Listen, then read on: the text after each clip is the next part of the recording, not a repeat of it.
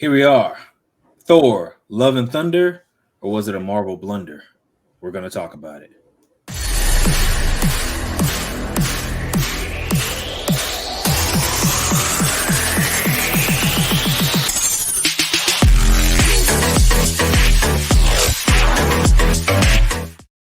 All right. Here we are back with another episode of Geek Variants. We are going to be talking about Thor, Love and Thunder today.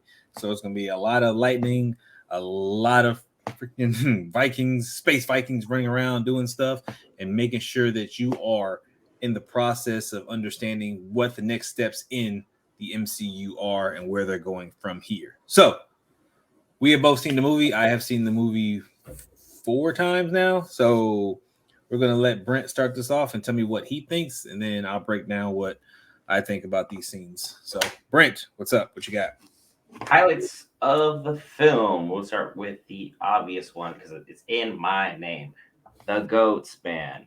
Comedic timing for the Goats. Fantastic throughout. I wanted to hate them so much, but they were stupid funny every single entrance. Christian Bale, you killed it as a villain. You were the nice level of maniacal and serious, but also not taking yourself overtly serious, which is what people worry about when you have an overtly silly character as a hero, to have a villain who's like too uptight. Yeah, it was a nice little balance to it. Valkyrae did a fantastic job. I'm mad for a minute when I thought Korg was dead. I was mad. That's my boy. But this film really delivered on a lot of fronts. Thor's character development continued once more. We're continuing to peel off more and more layers. And with that end credit scene that we got, I like where we're headed. But I'm going to let you, the Barblehead, take it away, because from a casual fan, I really like this film. Ruin it for me. I am not the happiest. All right. I think the movie was great in terms of movie. It was a fantastic movie. They did a good job with, putting all the elements together and making it, their story. So I get that and I'm with it. I'm mad because I wanted a little bit more back and forth with Gorr and Thor to really, because in the comics and stuff, they're going at it. Like Gorr was, whooping up on Thor, and it's, it was shown like some good stabbage going on and everything to really make Thor have to scrap. So we didn't get a little bit of that sort of that. And again, it's not bad. This is just me knowing what I've seen before and what I would have liked to see. But again, the movie's not bad. When it comes to some of the comedy, this is a part that a lot of people were having issues with the comedy. They were saying that some of the comedy wasn't well timed, that it was dry.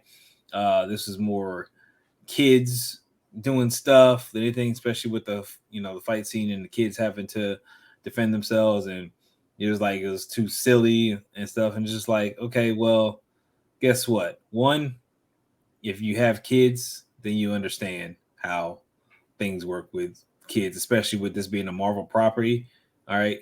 They're going to give fan service to us with some things, but these aren't all just for us. These are for the kids. And Thor is very popular with young children. Like my son, who's 3, runs around with a Captain America shield and a Thor hammer. Captain Thor baby. Like that's his thing. He is all about, running around and smashing stuff. So with this movie kind of showcasing kids going up into that age group where my daughter is, and she's being able to see, the mighty Thor and all this kind of stuff, she enjoyed it. She absolutely loved it, and she was having fun. So if you got a problem with the comedy, you got a problem with all that stuff, then look, you weren't the target audience. Look deeper than just yourself. Like there's more going on. There's more at play. I actually think Korg should have died. I was not happy with freaking Korg staying alive. Like I think that would have been a good catalyst to kind of flip the tone of the movie a little bit, to get more into a serious nature towards the end, and have him more of a focus. I wanted to see more Thor kind of really get that wrath out on Gorr, but at the same time, this was telling of the mighty Thor, Jane Foster's rise and fall about how she was dealing with her powers and her cancer and everything that's going on with her. So they balanced it well. Like I can't complain about that. They balanced it well for setting up things going into the future. They were able to give Marvel fans the hey, here is Thor, and granted, she was taken away from us. We still got to see her. So that's that's fantastic, and it was done in a much better way than someone else who was handled Black Bolt. Um, so stuff like this, they're bringing back characters to really make them shine. I think is great for Marvel to do these things, and they're doing it in a manner that doesn't detract from the story that they're trying to tell. Now, if we break down the movie, going again front to back, literally everything starts off with Thor and the Guardians of the Galaxy, and they're just having a good old time. So keeping the Guardians in there to show the reference and them splitting up was fantastic because that will lead into the next Guardians of the Galaxy movie, which I believe is finished, filming, and they're doing the last touch-ups, edits, and stuff on it to make sure this is ready to go. So something going on with several threats out there, and obviously looking for Gamora. So those are things that are on the table, and Adam Warlock is in play. Not sure where he's going to show up, but we know he's been cast and he's out there. So cool. Guardians of the Galaxy. That's what's going on there. As far as the some of the stuff with Thor, again, Thor's been the one of the most comedic characters of the group since the inception of the Avengers. He's always been kind of figuring out because he doesn't know what's going on. So he's a man of two worlds and stuff, Earth and Asgard. So with all the seriousness of Battle of Asgard, him having to flip the script and have that more lighthearted and finding love and all that kind of stuff. Yeah, you expect him to be a little bit more lighthearted. He's enjoying himself, and then we got him being a little bit darker after the events of Infinity War and Endgame, and then he's starting to come back to himself. So this was needed for him to kind of get back to being the Thor that we knew in Ragnarok, where he was kind of getting back into himself and having more fun. Um, he lost a lot. He's lost a lot freaking people. So you got to give him that time to really find something and find himself. And I think Watiti did a great job with setting that up. Valkyrie's performance, fantastic. King Valkyrie was, you know, she was awesome. And I like how they did, even with all the little funny place marketing, the Old Spice, and all that kind of stuff. You got to think about how our government works. And the fact is that stuff like that will be capitalized on no matter what you do. Like that is standard, United States stuff right there. Like, hey, yeah, got this new place. It's gonna be a tourist attraction. It's gonna do this. Like, hey, yeah, freaking, I'm not surprised whatsoever. And I love how they kept true to like her character, like that little interaction after she got that thunderbolt and she saw that nice girl. She was like, "How you doing?" Yeah, like, hey, she said she had a thing for redheads or something like that, right? So like that was right up her alley. Good for you. So the movie overall was good. I can understand why people have qualms with certain things because of what they want, but again, you're not the target audience. So now we're starting to age ourselves out of the target audience range, which sucks for us, but at the same time, like if you got kids, like you could live almost vicariously through them by enjoying the same things that they know and love. It's like we were the target audience when this launched. We are still getting pandered to. They're still taking care of us, but they're trying to make sure that the generation behind us gets to enjoy the same stuff that we got to grow up on and enjoy. And I think a lot of people have very solid performances in this. There was still some stuff I wish was maybe fleshed out a little bit better. The sword was super vague. They gave the sword like a personality of its own, but like there was a voice to it, but nothing was fleshed out from it. Like never figured out why he wanted to get to the end, to that little portal realm of Eternia until the very, very end. I thought the head in the background looked a lot like Galactus's helmet for a minute, but so many people said that. Back and it looked like, oh, I'm just an idiot. I'm just looking for any reason whatsoever to have him come be on screen, but it's way too soon for that because it's Kang's time, and I'm sure he's going to do some big bad things. I'm absolutely going to be hyped for when we get there. But I think this film overall was fairly well done, especially considering I didn't want Natalie Portman back. She was okay in the two films we got her, and she didn't really wow me or impress me with her chemistry with Hemsworth overall. But they did her really, really well this time. Like to have it continued, I feel would almost be kind of kiboshing her performance this time. Like I want her to stay dead. Marvel's having that same issue that like Supernatural had. It's like when a character dies and you bring them back like immediately, it ruins the relevance of their death and the ultimate meaning of it, unless there's a huge perfect arc for it. And I don't know, like she technically already was died because she was written off for a lot of stuff, and now she's back.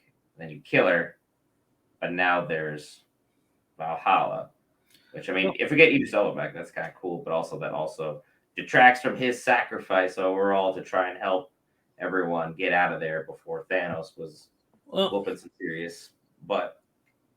So I don't want these characters to be too comicized where everyone can come back for any number of reasons. I was like, no, you're kind of ruining everything you're doing. It'd be like bringing back Killmonger. Leave him dead. He did his job. Just because the actor did a great job in that role doesn't mean we need them back. Let people be dead. Stop resurrecting everyone. We don't need the original cast and crew back. We're done. We're moving forward. I'll agree to disagree. Killmonger, I completely agree. He did a fantastic job. He died, stay dead. With Jane Foster, she was more or less, she was there, but she wasn't there. She wasn't necessarily written off completely, but she served her purpose for what she was needed for. And the fact that they were able to bring her back around, that was nice to kind of let her have her moment and then call it. Cool. I think they did it right. And what I don't really consider that, being dead and bringing back is done. Idris Elba appearing in Valhalla in the, realm of the dead that makes sense. I think it will speak to something because in the future, again, Thor is one of the few characters that can continue playing his role throughout the MCU because Asgardians are long lived. So he can continue this role for as long as he can. He's already mentioned that he would love to continue doing the role. At some point in time, we could have Heimdall and Jane Foster back again with Thor finally entering Valhalla at some point if he were to, pass away. Sif, they go down in battle. So if they could all reunite and you could have a nice little end credit scene with that or something like that, bring them back for that. Cool, I'm with. But I definitely don't want to see neither of them back alive because, again, I want to focus on what we're doing going forward. They were fantastic in their roles. Let them freaking go out on top. Good. Like, as much as I love Iron Man, love Tony Stark, would I want to see him again? Yes. Do I need to see him again? No. Is there one place where he can fit in again? Yes. Ironheart. He can show up for a cameo, freaking to kind of help her set up or something like that as far as the hologram, and then that's it. Done. That'd be a nice little Easter egg, be a nice little reference, and then he can go about his business. They're going to pay freaking Robert Downey Jr. a grip for that, and it would work because it makes sense to the story and Ironheart's story. That's it. Leave it there. As long as they do these reappearances in manners such as this, it makes sense. That's it. Like, don't, like, right now, Steve Rogers, he's done. We don't need to see him no more. They closed his story perfectly. He's finished. Let him stay where he's at. Sam Wilson is Captain America. There's been a lot of debate on Twitter right now, and there's some people who are up in their feelings about Captain America. Captain America is Sam Wilson from any and all congregations of life. If you didn't believe that by the end of Falcon Winter Soldier, I don't know what else is going to convince you. U.S. agent ain't it, bro. Said it. Like, yo, this is Captain America. Leave it alone. If you got problems with it, go cry somewhere else. Because Marvel wrote it in. Take it up with them. They're the ones that wrote it. It's in the comics. It's been around forever. We all saw the writing on the wall. When he got introduced in the Winter Soldier, the writing was on the wall. We knew it was going to happen one day. It happened. It's been a fantastic changeover. The series was great. Just go away. So Sam Wilson's Captain America. So now we saw a lot of gods and stuff throughout this entirety of this thing. We saw some of the celestials that we saw from the Eternals. We saw, Zeus. We saw, a few other gods throughout the whole thing, the Nini of the Nani, and I swear that was Shinron up there or something like that. Like, there's a lot of gods and stuff that are present. The two biggest things that we have to take away from this right now is one, we saw that this child who is known as Love, which by the way is Chris Hemsworth's daughter, for people who didn't know, that she has been born of Eternia. She was reborn of Eternia. So she has powers of eternity. Like, I don't know what all powers she has exactly. We know she got the laser eyes. We know she got some good jumping abilities, and she got some strength because she's able to wield that Stormbreaker. So she's gonna be a force to be reckoned with going forward. So I don't know if this is setting her up for something future in the MCU, or if this is just kind of a one off or just kind of a side storyline to Thor's character to have him continue on and to raise her. Like, I don't know what it's going to be with her because again, she was created for this, and she doesn't have a place that I recognize her from. So it's going to be interesting to see how she, responds to things going forward. He comes back from Eternia by the power of Grayskull. Yeah, freaking so Eternity, you got her freaking all souped up. And then one of the biggest things that we see is Zeus is not dead. Hercules. And Hercules on the field. Hercules has been on, in the pages of, the comics and stuff for a while, running around with the Avengers. Most prominently, the Civil War story is probably the most prominent. I remember Hercules. Like, he is. There's gonna be some bangs. Yeah, he is primarily listed as a hero. He has scrapped with Thor, and Hercules is stronger than Thor. Technicality, like he's probably gonna whoop up on Thor for a minute, but again, we're gonna see how this plays out. So the fact that he was cast and he was ready to go and he was looking good, like, okay, that's Hercules right there. And there's another person that's coming up, She-Hulk. Hercules and She-Hulk's got a little bit of chemistry, so keep that in mind going forward.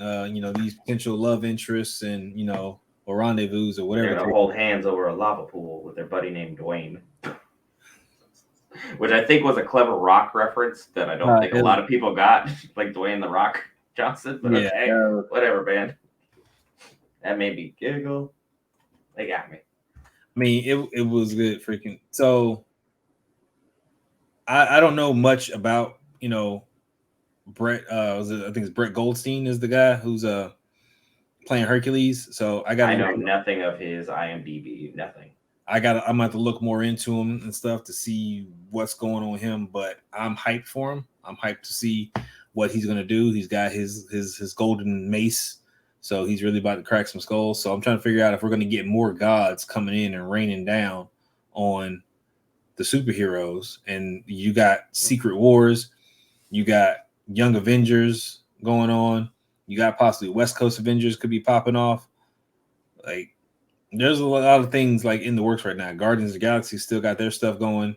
So, I mean, Hercules dropping right before She-Hulk is not a coincidence. They rearranged their schedule for a reason. So I was like, the fact they dropped all the stuff pertaining to the gods, they mentioned Raw specifically directly after Moon Knight. I mean, there's a lot of stuff they had going on right here. I think Moon Knight would have fit better right before this one than Miss Marvel has, but at the same time, I ain't mad at it. So we'll just call it is what it is. So it wasn't like a time specific for it. It's just name dropping like that. I feel like they should have kind of tied it a little bit tighter. But again, it's the smallest of nitpicks, man. Like, this was a good film. I enjoyed this film. If you had to give it a rating out of 10, where would you give this? If I give a rating out of 10, I would probably go with a strong 8, because even with the dry comedy pieces and stuff that weren't hitting for some people, I still think that it still set up with the theme. It didn't detract from the movie itself. Like, the movie still stayed on course, and something you may have been like, that's funny, or that wasn't that funny. You still didn't lose steam in the movie because all the actors were still playing their part to the best of their ability. You know, I got freaking that I'm a new superhero. I'm classic freaking Thor. Like I know how stuff works. I got the God Butcher who was, you know, equally, you know, terrifying in his own right. Like they did well. So strong 8 for sure. I would say this is probably like 7.5 for me. I would say that Ragnarok was better. I will say that much. Thought that was a much more intricate story. The humor was more on point for that one. But like this, the humor in this film got me. I wish there was a little bit more to gore because Christian Bale did such a good job with what he had that giving him a little bit more because it was under a 2-hour runtime. You probably could have fit another 20 minutes of story, and I probably wouldn't have blinked at it. But I think there's a little bit more they could have sandwiched in there. The highlight of the film for me was the goats being hilarious as hell, and then Thor's relationship with his hammers. It's like this really breaks down the whole Odin's like, what are you, the god of hammers? And like he's spending a lot of time trying to get hammered. And like the Stormbreaker was not having this relationship, okay, and it was becoming a problem. So I'm curious to see if that continues to play a factor going forward because he's now rocking Mjolnir and she has Stormbreaker, so maybe she can better control it than he can. But that's the only weapon that can summon the Bifrost right now. So I want to make another visit back to everyone's favorite dwarf, who's a giant. I think Marvel displays what it is. I think he was actually cut from the film. The original runtime was 4 hours. And I believe he did have a scene that was cut from the film. I'm not quite sure though. No. We have a lot of stuff down the pipeline for you guys, so be sure to check out all the other amazing content we got going on. We got a lot of good things ready for you fine people. And if you are subscribed to the page, you already know about it. You hit the notification bell, you hit that like button. We greatly appreciate you guys. Will, you got anything else left to say to the folks? Anything you want to let them know you're working on? Or do you want to be like, it's going to be Secret Wars? You'll see it when it drops. Well, I'm definitely going to be trying to put some stuff together for Secret Wars. We got to finish up, Miss Marvel, and we got She-Hulk on the way. So definitely some stuff going on, and I'm going to be trying to red string all of it. So got a lot of Marvel content on the way. We got probably some Resident Evil. Talk about some gaming. We got some things. We got a lot of ideas for you guys. Hope you stay tuned and enjoy all the other amazing content we got out there for you. We out.